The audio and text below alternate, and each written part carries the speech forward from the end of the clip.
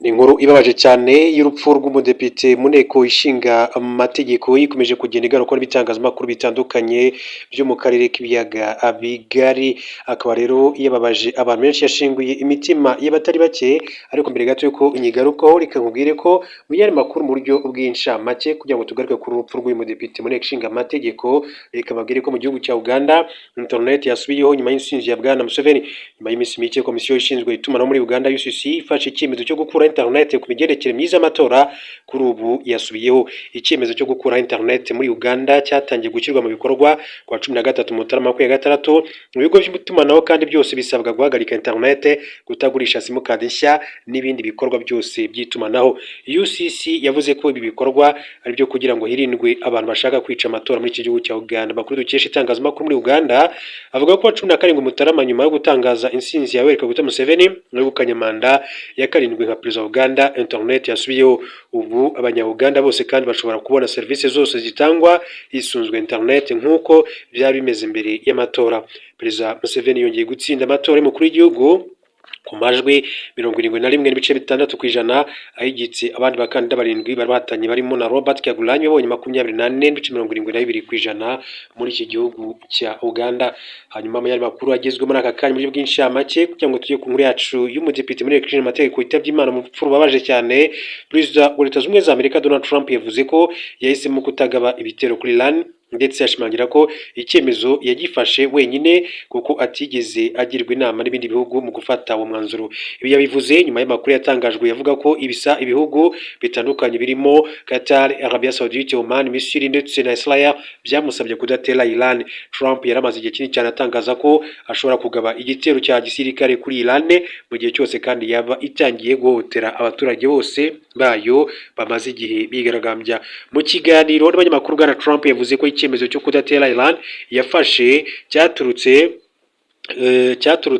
kuri we gusa. Ati nta muntu wabinyumvishije, ati kudatera Iran ni njye wafashe umwanzuro. Bwana Trump yongeye ko kuba Iran kandi yarasubitse gahunda yo guhanisha igihano cy'urupfu bamwe mu bakoze imyigaragambyo kandi byagize uruhare runini cyane mu guhindura icyemezo cye nk'uko byagiye bivugwa.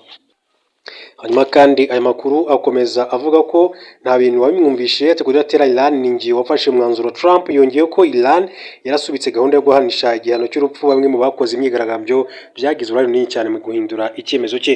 Ati ejo hashize byari biteganyijwe ko hazanyongwa abantu 800, nta n'umwe rero bamanitse. Ati barabihagaritse, nubaha iki kintu cyo kuba rero barabihagaritse. Kuwa gatatu tariki ya 14 Mutarama 2023, Minisitiri w'Ububanyi n'Amahanga wa Iran Abbas Araghchi yatangaje Fox News ko nta gahunda ihari yo kunyonga abigaragambya.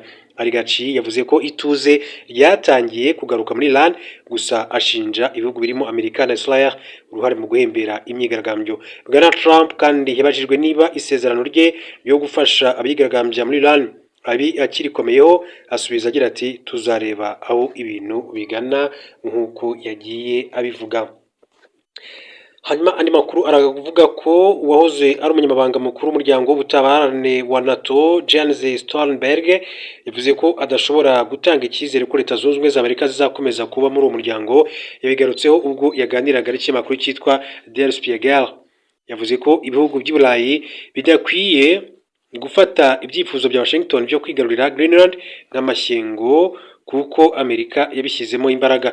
Ibi abitangaje mu gihe kandi Perezida Donald Trump yongeye kugaragaza ubushake bwo kwigarura icyo kirwa gikungahaye ku mutungo kamere, ndetse kandi akanavuga ko hari umugambi wo kuva muri NATO niba umuryango utemera ibyo ashaka. Ibyo byazamuye umwuka mubi hagati ya Amerika n'inshuti zayo zo mu Burayi, bituma havuka ibibazo ku hazaza w'uwo muryango. Stoltenberg yashimye uburyo ibihugu by'i Burayi kandi byunze ubumwe mu kugaragaza ko Greenland ari igice cy'ubwami bwa Denmark. Nemeza ko kubahana mu bwigenge bw'ibihugu bigize NATO ari ingenzi. Ati tugomba kuganira na Leta Zunze Ubumwe za Amerika, ariko nanone tukavuga icyo tutemeranyaho. Yagaragaje ko Trump ibyo avuga aba akomeje, bityo atakwizera ko Amerika izakomeza kuba muri NATO mu gihugu bigize umuryango, bituma rero kimwe nawe ibyo kwigarurira Greenland. Jens Stoltenberg ni umunyapolitiki wo muri Norvège, akaba ari minisitiri w'imari w'icyo gihugu guhera muri 2025. Yanyuze mu mirimo itandukanye kuko yabaye minisitiri w'intebe wa Norvège muri 2021 ndetse no kuva 2005 kugeza 2013 yanabaye kandi umunyamabanga mukuru wa NATO guhera 2014 kugeza 2024. Trump yatangaje ko guhera muri Gashyantare 2026 azashyiraho imisoro ya 10% ku bihugu by'Iburayi bidashyigikiye icyemezo cyo kwigarura Greenland. Denmark yo ivuga ko icyo kirwa kitagurishwa kandi ko abaturage ba Greenland ari bo bafite ijambo kwa zaza habo, kuko muri 2008 bemeje ko bakomeza kandi kuyoborwa na Denmark harimo n'uburenganzira bwo gucunga ubutunzi bw'amabuye y'agaciro. Trump yavuze ko Amerika ariyo ishobora kandi kurinda Greenland ngo itagorerwa n'Uburusiya cyangwa se Ubushinwa, ariko ibyo bihugu byombi bivuga ko nta mugambi wo kwigarurira bifite.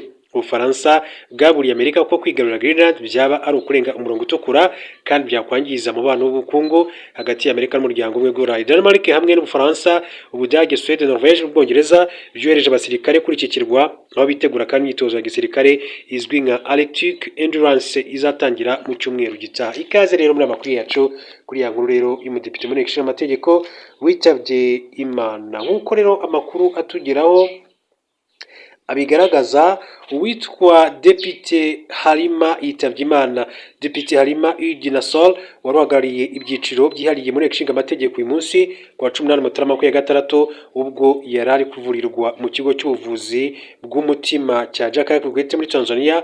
Amakuru urupfu rwe yatangajwe na perezida w'inteko ishinga amategeko ya Tanzania Musa Azan Zungu. Ati tubabajwe cyane no gutangaza urupfu rwa Depite Halima Uginassol wabaye uyu munsi. Ati kugwabaye uyu munsi kwa 18 Mutarama 2026 mu mujyi wa Dar es Salaam. Turihanganisha na nyakubahwa depite bose, ati umuryango wa nyakwigendera, abavandimwe, inshuti n'abandi bose kandi bagize ibyago byo kumubura. Imana ibahe kwihangana n'ihumure muri bihe bikomeye. Byongeye kandi imyiteguro y'ishyingurwa ikomeje gukorwa ku bufatanye hagati ya inteko ishinga amategeko y'umuryango umwe wa Halima. Imana imuhe iruhuko ridashira nk'uko amakuru yakomeje kugenda bisobanura. Hanyuma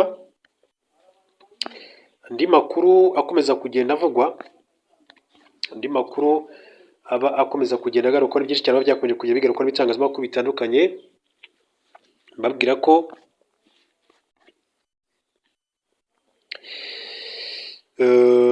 ku munsi w'ejo Perezida Paul Kagame w'u Rwanda ari mu bayobozi bifatanyije na Doumbia warahiriye kuyobora iki gihugu cya Guinea Conakry. Perezida wa Repubulika y'u Rwanda Paul Kagame n'umwe mu bakuru b'ibihugu na za guverinoma kandi benshi bo muri Afurika bifatanyije na mugenzi wabo Mamadi Doumbia warahiriye manda ye ya mbere nka perezida wa Guinea kuri uyu wa gatandatu ushize tariki ya 17 Mutarama 2026 kuri Stade General Lansana Conté i Conakry. Perezida Paul Kagame yitabira umuhango wo kurahira kwa perezida Mamadi Doumbia wa Guinea. Umuhango kandi witabiriwe n'abandi bayobozi b'ibihugu na za guverinoma bavuye mu bihugu bitandukanye byiganjemo ibya Afurika, barimo perezida wa Senegal, wa Gabon, Mali, Liberia, Gambia ndetse n'ahandi. U Rwanda na Guinea kandi bifatanyije umubano ukomeye cyane gutandi utanga umusaruro mu nzego nyinshi ugamije guteza imbere iterambere ry'ibihugu byombi muri rusange. Akaba rero ku munsi w'ejo umukuru w'igihugu cy'u Rwanda rwose yarahagarariye abanyarwanda neza muri muhango muri Guinea Conakry wirahira rya Mamadi Doumbia, akaba rero ari perezida wemewe w'igihugu cya Guinea Conakry.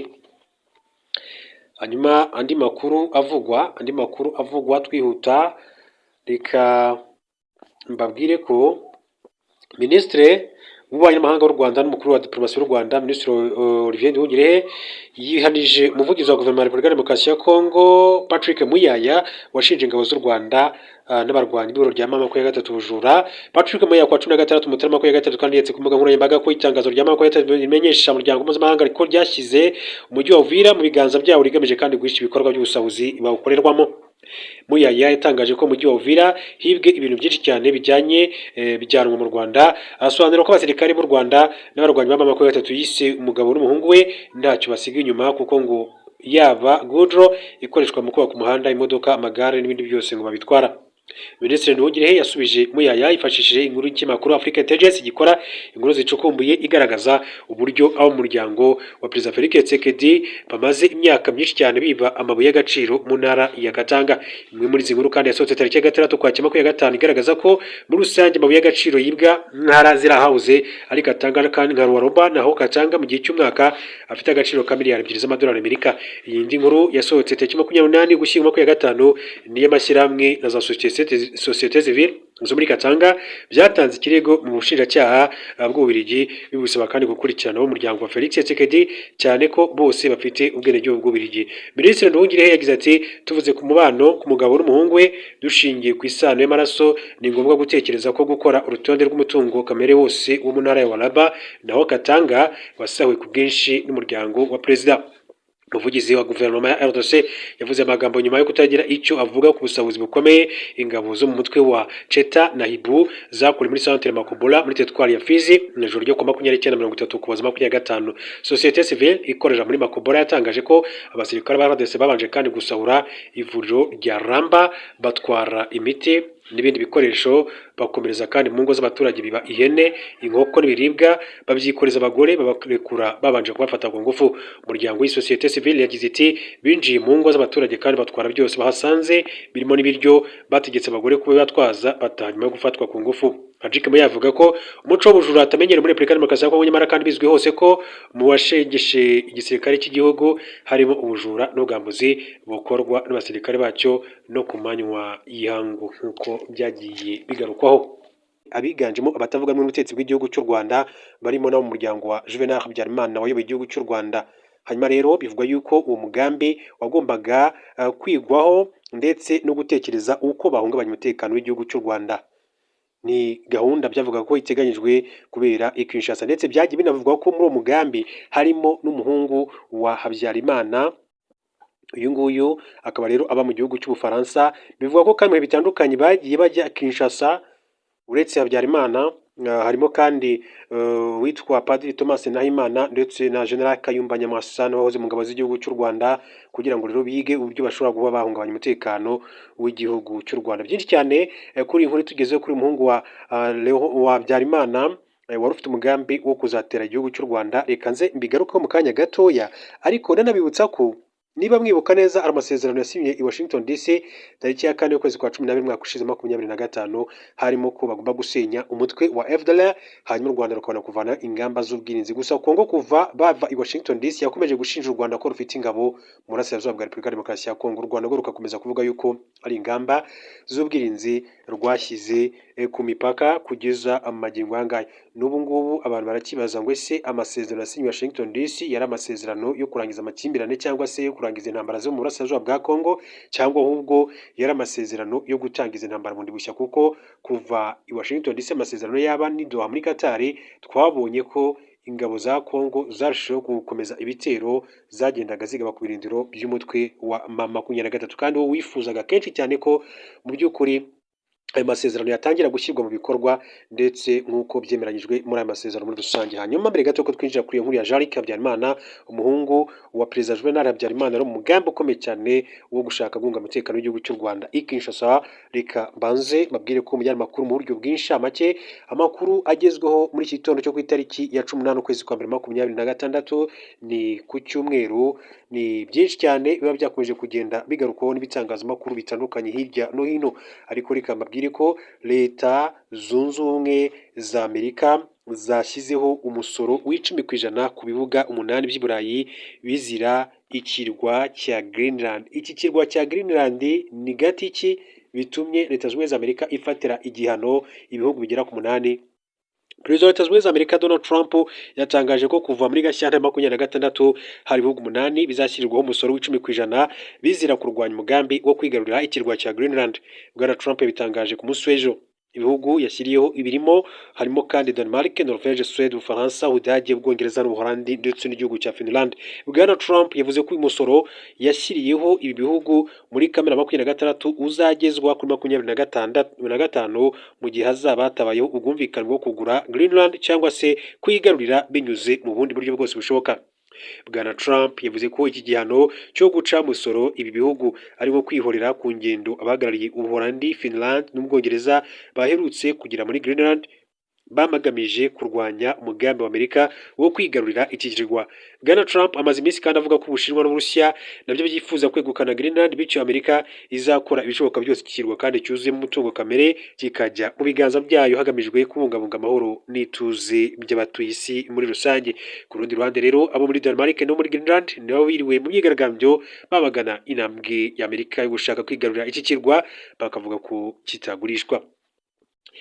Mbere gato yuko tujya ku nkuru ya muhungu wa Habyarimana Jean-Luc Habyarimana, reka mbanze mbabwire ko muri Repubulika Iharanira Demokarasi ya Kongo amakuru avayo haravuga yuko igisirikare cya Repubulika Demokarasi ya Kongo cyahaye umutwe w'iterabwoba FDLR n'indi mitwe bikorana izindi toni zirenga 3 z'amasaso kugira ngo yifashishe mu rugamba ihanganyemo n'umutwe wa M23.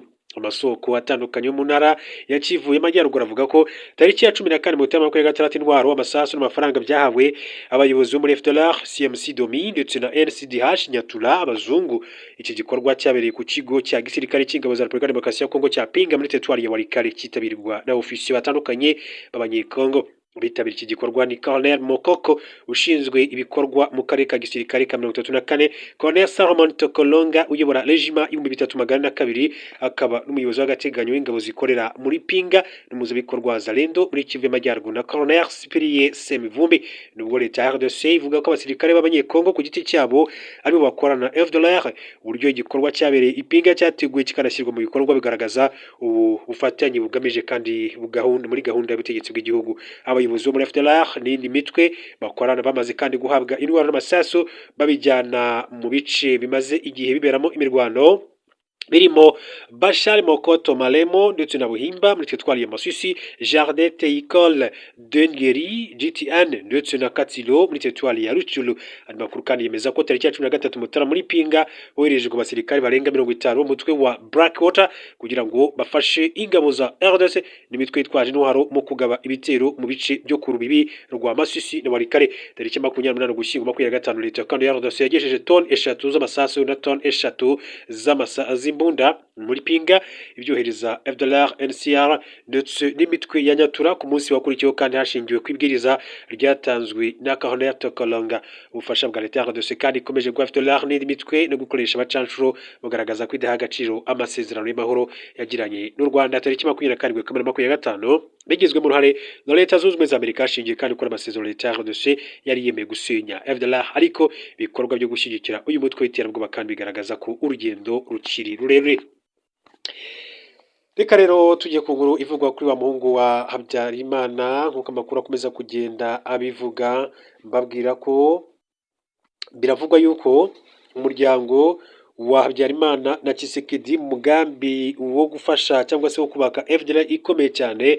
Perezida Felix Tshisekedi wa Repubulika ya Demokarasi ya Kongo n'umuryango wa Juvenal Habyarimana uba mu Faransa batangiye kunoza umugambi wo guhungabanya umutekano w'u Rwanda babinyujije mu mutwe w'iterabwoba FDLR. Umugambi unyuranyije amasezerano y'amahoro u Rwanda rwagiranye na RDC muri Kanama 2025 rwifashijwemo na leta zunze ubumwe za Amerika, aho ibihugu byombi kandi byumvikanye gusenya FDLR ndetse no gukuraho ingamba z'ubwirinzi u Rwanda rwashyizeho. Makuru yizewe wabihamya ko Perezida Felix Tshisekedi n'umuryango wa Habyarimana bateganya guha FDLR ibikoresho bihagije byayifasha kandi kubona abarwanyi bashya kandi ihabwe ubuyobozi bushya, aho umuhungu wa Habyarimana Jean-Luc Habyarimana azaba ari we muyobozi mukuru w'uyu mutwe. Nkuko nahoze mbibabwira ko bamaze guhabwa toni zigera kuri 3 z'amasasu ndetse n'imbunda. Umuntu wa hafi y'ibiro bya Perezida wa RDC yahishiye ku butegetsi bw'iki gihugu kandi bari gukorana Jean-Luc ndetse n'abanyamuryango b'ihuriro rya RNC, Rwanda National Congress iyoborwa na General Kayumba Nyamwasa, n'ita guverinoma y'u Rwanda ikorera mu buhungiro iyoborwa na Thomas Nahimana wabaye padiri. Tshisekedi kandi ateganya inama iyo ku rwego rwo hejuru ikishasa mu ntangiriro za 2026 igomba guhuza abantu bo mu mitwe kandi iterabwoba bita batavuga rumwe n'ubutegetsi bw'u Rwanda kugira ngo bemere ihuriro rifite igisirikare gikomeye cyane gishobora kandi guhungabanya umutekano w'u Rwanda, kikaba kandi cyanakura ubutegetsi bwa Kigali. Kugira ngo iyi nama kandi ishoboke, leta ya RDC iteganya gushakira abanyarwanda inyandiko z'inzira binyuze muri ambasade yayo muri Afurika y'Epfo. Mu ntangiriro z'ukwakira ku kwezi kwa 10 abagize iyi mitwe y'iterabwoba kandi bahuriye mu mujyi wa Cape Town muri Afurika y'Epfo. Iyi nama kandi yayobowe na Jean-Luc wayitabiriye yifashishije ikoranabuhanga video conference ryiyakure kubera impungenge z'umutekano we. Inama yaganiriwemo ingingo yo gushaka abanyamuryango bashya ndetse no gukangurira abanyarwanda baba mu mahanga gushyigikira ihuriro rikomeye cyane rya gisirikare. Tshisekedi abona ko Jean-Luc ariwe muntu wayobora iyi mitwe iri huriro hashingiwe ku mateka afite nk'umwana wayoboye u Rwanda, hamya ko ariwe kandi washobora guhuza abatavuga rumwe n'ubutegetsi bacitsemo ibice, akaba kandi yahuza abanyamuryango ba mu mahanga ba FDLR. Si ubwa mbere Tshisekedi agerageje kandi guhuza aba bantu kugira ngo rero ahindure ubutegetsi bw'u Rwanda. Muri Kamena 2024 Jean-Luc yagiye Kinshasa mu ibanga ahura n'abantu ba hafi ya Perezida Felix Tshisekedi nabo mu nzego z'umutekano baganira ku gushyigikira iyi FDLR. Nyuma y'ukwezi ibiro bya Perezida Felix Tshisekedi kandi byagaragaje ko bifite umugambi wo kwakira jenoside y'Abanyarwanda bacumbikiwe muri Niger, barimo Capitaine Innocent Sagahutu wagerageje kwinjira muri FDLR muri 2017 ariko umugambi ugatahurwa. Leta ya RDC yahagaritse kandi umugambi nyuma yaho ibaruwa yasinywe n'umuyobozi w'ibiro bya Perezida Felix Tshisekedi Anthony Kinzo Kamore ivuga ku kwakira Abanyarwanda igeze mu itangazamakuru bitunguranye. Muri Werurwe no kuva mu kwezi kwa gatatu 2025 Thomas Nahimana urimo bazitabira inama ya 26 kandi yagiye muri RDC mu Burundi. Amakuru ahamya ko ubwo yari Kinshasa yahuye n'abahafi ya Perezida Felix Tshisekedi kandi ko aganira kenshi cyane abayobozi ba FDLR. Ubwo Nahimana kandi yari Kinshasa kandi abahafi ya Perezida Felix Tshisekedi bamuteye inkunga y'ibihumbi 10 by'amadolari mu rwego rwo gushyigikira ibikorwa bye ndetse na bagenzi be. Mu mpera kandi za 2023 Tshisekedi yatangaje ko azakura ubutegetsi bw'u Rwanda kandi ko yiteguye gushyigikira abarwanya Abanyarwanda batekereza ko bashaka impinduka. FDLR mu mutwe ukorana kandi n'ingendo nk'ingabo za RDC niyo abona yanyuzamo uyu mugambi. U Rwanda rwagaragaje ko ruzi imigambi mibi cyane ya FDLR nk'uko amakuru yakomeje kugenda bivuga. N'ubutegetsi bwa Perezida Felix Tshisekedi birufiteho rufata icyemezo cyo gukaza ingamba z'ubwirinzi ku mupaka, hanyuma kandi rusobanura ko zizagumaho mu gihe kandi rukibona ko hari ibishobora kurungabanya. Tukiri kuri uyu muhungu wa Jean-Luc wa Habyarimana, reka mbabwire ko hari inkuru yanditswe n'ikinyamakuru rya Akadomo.com cyandikira ku butaka bw'u Rwanda, bagira bati amatakira ngo y'umuhungu wa Habyarimana wageretse ku Rwanda ikibazo cya nyirarume wabuze aho ashyingura. Leo Habyarimana umuhungu wa Juvenal Habyarimana yumvikanye ashinja leta y'u Rwanda uruhare mu kuba Ubufaransa bwarafashe icyemezo cyo kutemerera umuryango we gushyingura nyirarume Zigiranyirazo Protais ku butaka bw'iki gihugu. Protais Zigiranyirazo wari musaza wa Gateka Kanziga umugore wa Habyarimana, akaba na nyirarume wa Leo Habyarimana yapfuye muri Kanama 2025 aguye i Niamey muri Niger aho yabaga. Tariki ya 18 Ukuboza 2008 ngo Zigiranyirazo yakatiwe igihano cyo gufunga imyaka 20 kubera uruhare rwe muri jenoside yakorewe Abatutsi mu Rwanda mu mwaka wa 1994, ariko ku itariki ya 16 Ugushyingo 2009 urubyiruko rw'ubujurire kandi rwamugize umwere. Umurambo we wagejejwe mu Faransa tariki ya 19 Kanama ubikwa by'agateganyo muri komine ya Salane, mu gihe kandi byateganywaga ko uzashyingurwa mu irimbi rinini cyane ryo muri Orange tariki ya 28 Kanama. Tariki ya 23 Kanama Meya wa Orange Serge Gloire yafashe icyemezo cyo kubuza umuryango wa Zigiranyirazo gushyingura umurambo muri irimbi bitewe n'amateka mabi muramu wa Habyarimana afite. Umuryango wa Zigiranyirazo kandi witabaje urukiko rw'ubutegetsi rwa Orange kugira ngo ruvuguruze Meya Giro, ariko nyuma y'iminsi igera kuri 2 rugaragaza ko ikirego cyabo kidafite ishingiro. Uyu mwanzuro kandi washimangiwe n'inama nkuru y'igihugu y'ubucamanza ku itariki ya 9 Nzeri. Kugeza ubu bivugwa ko umurambo watwitswe nyuma yo kurenza igihe amategeko mu Faransa yemera. Tukiri kandi kuri aya makuru reka mbabwire ko